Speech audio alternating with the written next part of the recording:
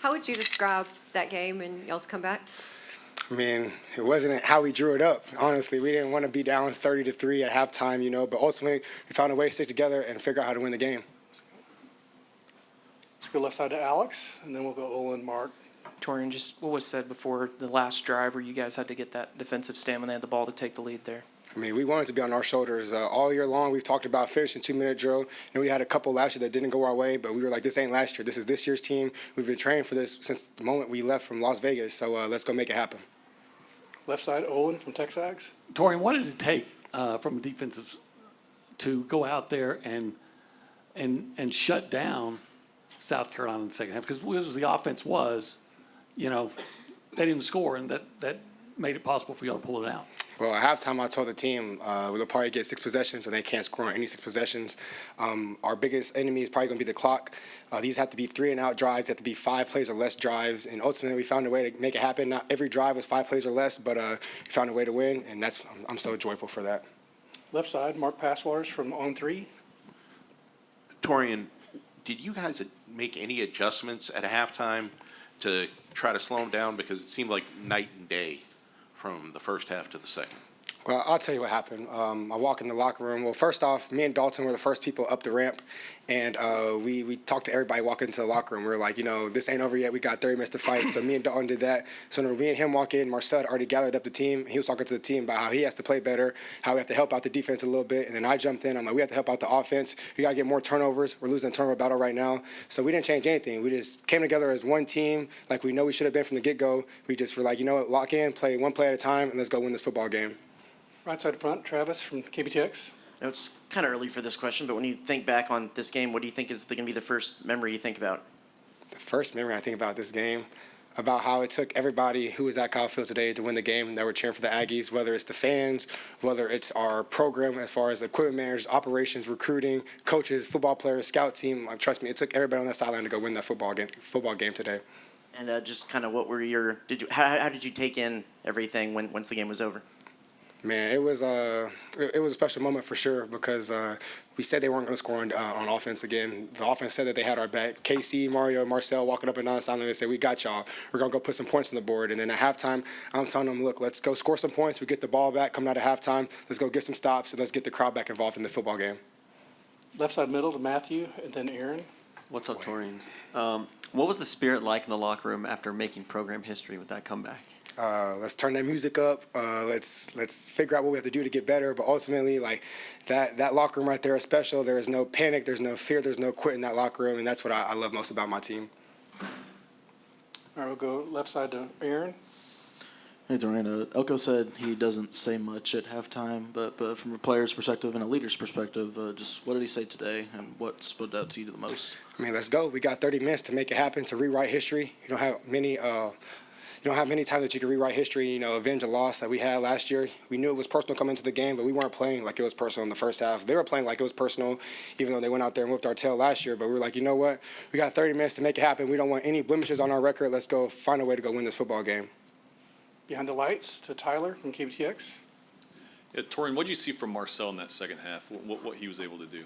I saw somebody who stepped up. I saw somebody who was playing like their life was on the line, which it was.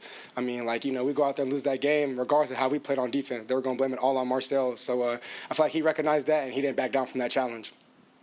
We'll stay behind the lights to Donna.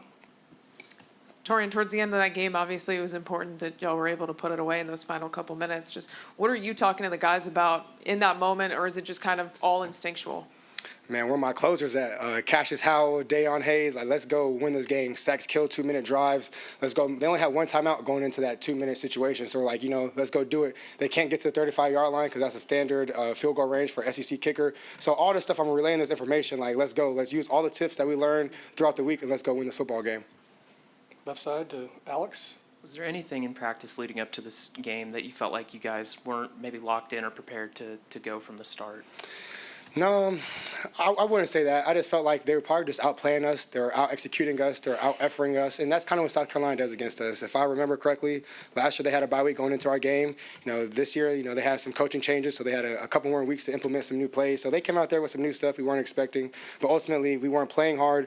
We weren't playing with effort, and we definitely weren't executing. So at halftime, just one play at a time, however many plays it takes, let's go figure it out.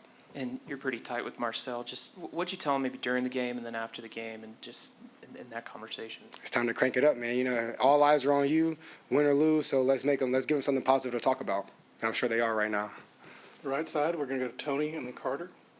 Tori, obviously it's well documented how well you guys come out of the second half. You guys have been doing it all season. So you talk about the leadership and you talk about just the mentality. But how much of the X's and O's is talked about halftime that is credited to that adjustment? Or is it more you guys just stepping up and making plays? Yeah, we didn't draw anything on the whiteboard at all.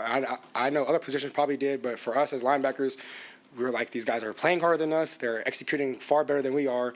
Let's go make it happen, one play at a time, and that's it. Trust me, we didn't write anything on the whiteboard. We didn't make any changes. We were running the same calls in the first half that we did in the second half. We just played harder, and we executed better. Right side, Carter.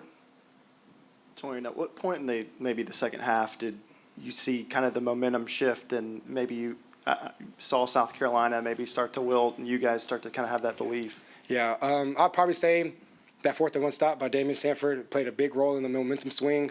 If I remember correctly, we didn't score coming out of halftime. So if they went up there and they scored again on that drive, they were on the plus side of the field. If they even got 3 points out of that, it's hard to win. So Damian went in there. He wedged his way in between the tackle and the tight end. He made a stop, and, I feel like that kind of got the momentum back on our side. You mentioned you and Dalton at halftime kind of talking to the whole team. What compelled you and also him maybe to do that and step up as that guy? I mean, this is something that nobody knows. Last year when they rushed the field on us, me and Dalton were the first people in the locker room shaking everybody's hands like, don't worry, like, we got this. We have no quitting us. Like, yeah, this is a blemish on our record, but don't trip. We're going to take care of it. And we did it. But that was just something that felt right last year. And so I talked to Dalton about that in the hotel room this morning because he's my hotel roommate. And we were like, I was like, do you remember that? Because I remember that. And I remember how it felt walking into that locker room and seeing the look on everybody's face. So today, like, similar situation, we were down. I felt like the team had bad mojo, bad energy, bad facial expressions, bad body language. You name it, we had it walk into that tunnel. But we were like, let's go do it. It feels right. It feels like we're being leaders right now. So let's go, boost the mood a little bit. We're going to finish it off with Ian on the left and then Rob. You touched on how personal this felt after last year. How encouraging is it to get a really tough, gritty win like this at this point in the year? I mean, it's all about us, honestly. Like, what happened last year with that team, it happened, but it's just more about us, and it's just giving us that reassurance and that confidence that, we can stick together. We can overcome anything. We were down by 27 points to an extremely talented South Carolina team, but it's all about us, how we stick together, and ultimately how we execute to go win the football game. And Rob to finish us off. Howdy, Taurean. So Coach Elko mentioned that towards the end of the game, he looked up and saw that the stands were full as people were sawing off. Talk about the 12th man and how cool it was, because y'all have seen some stadiums emptied out. You've seen some stadiums where they booed their own team. Talk about what it means for the 12th man in that third and fourth quarter to just continue to will you guys to win. Yeah, man. This place is one like none other. Like, I'm walking around up and down the sideline, and the fourth quarter hype intro came on. I just looked at Damon, I looked at Cassius, I said, we're not gonna let this stadium down. We have too many people here cheering for us. We're too high in the rankings to have a loss on our record.